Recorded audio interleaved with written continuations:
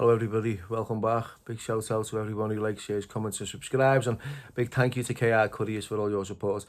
Now let's go back to Bangkok. So when I got shipped out Shanghai from Chiang Mai prison, I was in the hospital.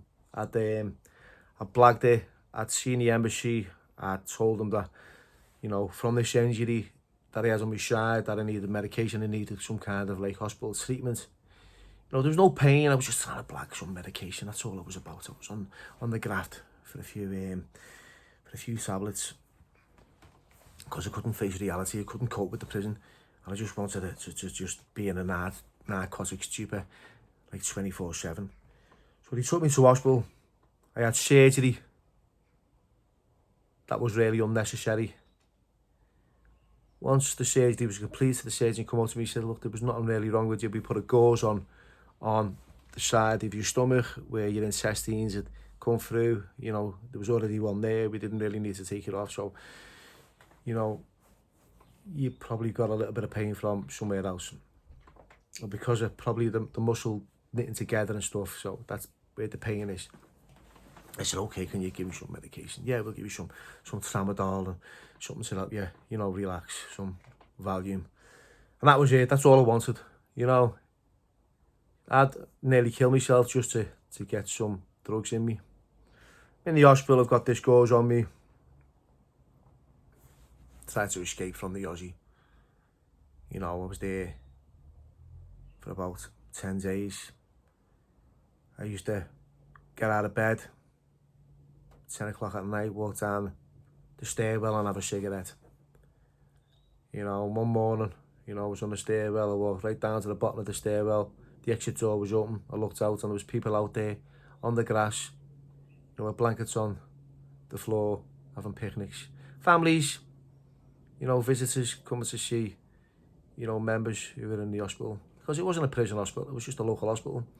I had shackles on my ankles. I looked out, it just looked like a different world. I couldn't see, you know, see past my life and see where it was going.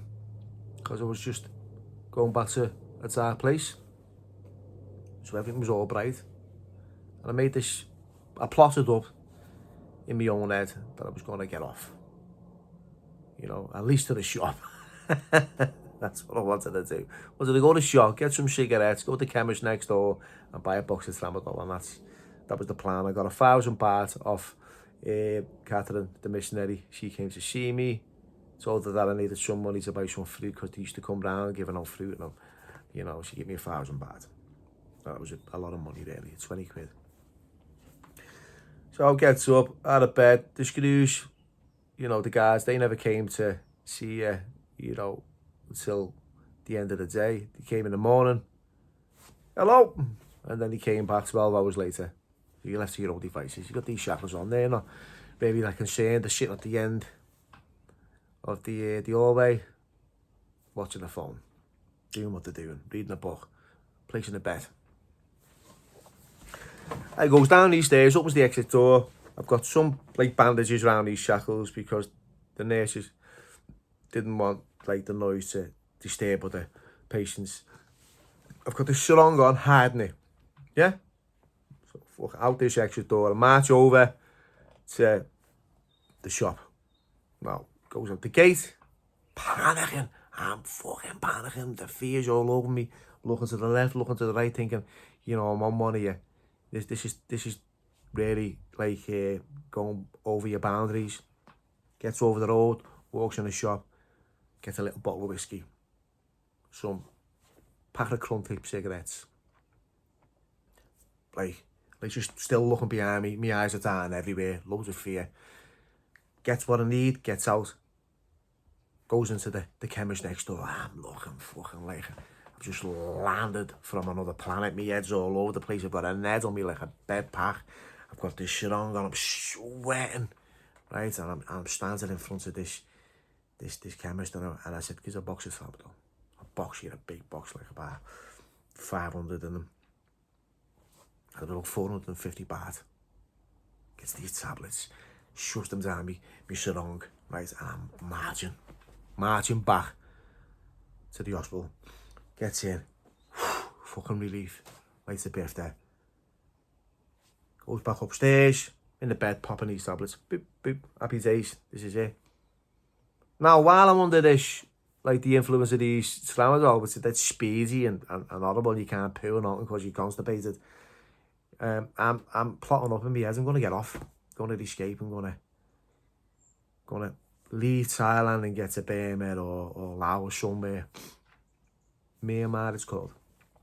Gets out of bed, 1 o'clock in the morning, goes down the stairs, the stairwell, out the exit door, pitch black, walks across the grass, climbs over the chain link fence, throws myself over, and I'm walking down alleyways. I'm walking around Chiang Mai for about 2 hours.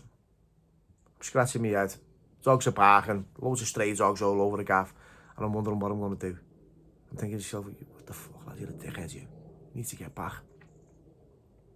How are you going to get off? You can't steal a motorbike because how are you going to get it going? You know, you got change, you can get a car. You know, how are you going to get these shackles off? The first person you ask to help is just going to blow your head up and you're going to get nicked, you're going to get shot, you're going to end up with a 25. That's what's going to happen. I remember these two kids from Vietnam got 25 years for chopping down a tree.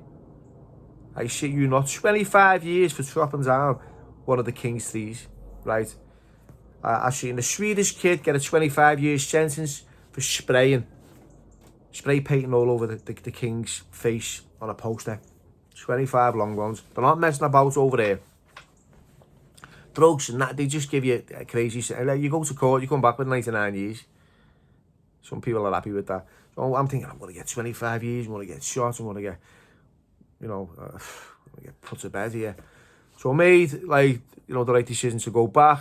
3, 4 in the morning, march back. A bit, disheartened. Gets over the fence, rushes back, thinking, I'm going to get fucked here. Don't answer me. Gets the stair up to the room. No one had even got on it. Right, it was a relief. I'm lying there thinking, fucking hell. Too many people had complained, especially the nurses, about me in and out of bed, out the exit doors, you know. I just said I was having a biff there.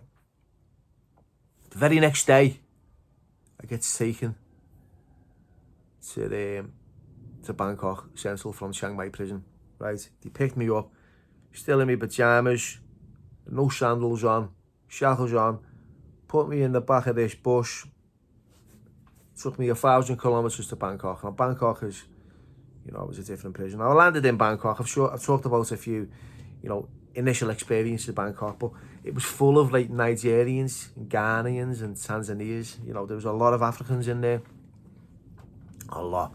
And they're all, some of them are just fucking stupid. I'm not being horrible, but some of them are just absolutely fucking stupid. Some of them are nicked with, you get your name called on the tannoy every day, William Moore, come to the office. So you go to the office, what is it, boss, you know? You'll have a letter, you'll get a letter, so you're reading your letter. Your letter would probably be blacked out because you'd have some dickhead who couldn't, really, who thought he could read English and speak really good English. You just read your letter, censor it, but just put black lines through, petty messages. People just writing to you about what it's like at home and what they're having for tea, and they're putting black fucking censor lines through it. But honest to God, some of these names that get called over the tannoy, you know what I mean? And Christian Dior and Louis Vuitton, please come to reception. And these kids, honest to God, how the fuck they even thought about getting through it? They must have been coming through customs. They got nicked for whatever. They've come through customs. They must have been going through with these black passports. Christian Dior and Louis Vuitton. They must think, get on this, Fucking hell. Christian Dior and Louis Vuitton. You're fucking nicking these two straight away. So they've been nicked for black passports. And they were nice kids, but they weren't the full ticket. There were a few French fries short of a Happy Meal anyway. I had a few problems with a few of the Africans in there because they had the monopoly on the drug. The tablets, not the heroin, not the Yabbit, they were all over the medication. So you'd get your medication, you'd sell them your medication, they'd give you a bit of dough, you'd use the money to go and score off, you know, the ties, and that's what it was. And I used to get, this English doctor used to come in, he used to give us like Xanax and Valium and everything. So you get these tablets off the doctor. He'd only come once a month. He'd only see the foreign prisoners. You'd hit him for all the medication that you needed. He'd give you it. And you'd get a weekly supply. Oh no, sorry, you'd get it daily, right? You'd get it daily. You have to go to the office. That's why your name was shouted, right? Will you get more? So you go to the office, pick your medication up. So you get like 2-3 tablets a day, whatever you was on. Yeah. But you'd sell them tablets, because you get a monthly supply, but it'd be given to you daily, and you'd sell them tablets to the Africans. So I'd go and see this kid, giving me tablets. He'd pay me up front, a couple of $1,000 for the whole month. I'd go and score. I'd smoke that in 2 minutes flat, whatever it was. So we'd get like vitamins and protein tablets off the embassy, and they'd get sold to them. Oh mate, so they were on it. They were all making money. They were on the they were the ones who were dishing out the foreign food. The Africans, they were fucking constant. They were horrible, right? So you get your food, you know, and there'd be no chicken in it, because they'd all be robbing the chicken, so it'd just be like water, and you'd be standing in this queue, and it'd be like a football crowd waiting with your bowl. Yeah, mate, get away, where's your tail, get away, lad. My food there, mate. Splash, get away, now go. I go, lad, there's no fucking chicken in there. What? No chicken, get away now, you. So you'd have murder, because they'd be robbing the chicken, they'd be selling, honest to God, everyone was selling everything to everyone else. So be selling it to the size. You'd have no chicken, so you'd fucking murder with a few of them.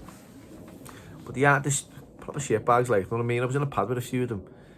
Just big mouthy fuckers that, like, when you front it, they just go, and I'm game, I'll front it, you know. Still didn't get anywhere. You won't, you're outnumbered. But, you know, what I'm saying now, right, is I've seen some big thick set Africans, you know, standing in front of really small ties, and the ties are giving them loads, and they're like, sorry, right? So it doesn't matter how big or how hard you are. Now, when you're up against someone who's small and game, I've got the front, and I'm not scared of nothing, especially when, you know, they're full of age, and you know that the Thai government don't value prison life, or prisoners' lives in prison, because, you know, the maximum sentence I seen someone get in there for killing another inmate was 4 years. Imagine that, 4 years. That terrified the life out of me. I seen this kid getting stabbed, and I thought, you know what, the kid's been nicked, he got charged, he went to court, come back smiling 4 years. Yeah, that's how much a life is worth inside prison. So I was walking on eggshells. Yeah, I was in debt, paid all those debts. So I have had like I did have a bit of a tough time, and I brought that on myself. You know, there was a few English in there that were just gliding through the prison sentence, and they probably, you know, should say, oh yeah, it wasn't that bad, but it wasn't for them, because they're sitting there playing chess, or they've got a little bit of money in the bank so they can fund a few things. But for me, I had nothing. I had to fight for everything I needed, and it was a battle. It was only probably the last 6 months really that were really easy on me, because I made that change and, you know, got transferred to Wandsworth. But yeah, anyway, once again, thanks for listening. I'll leave it there.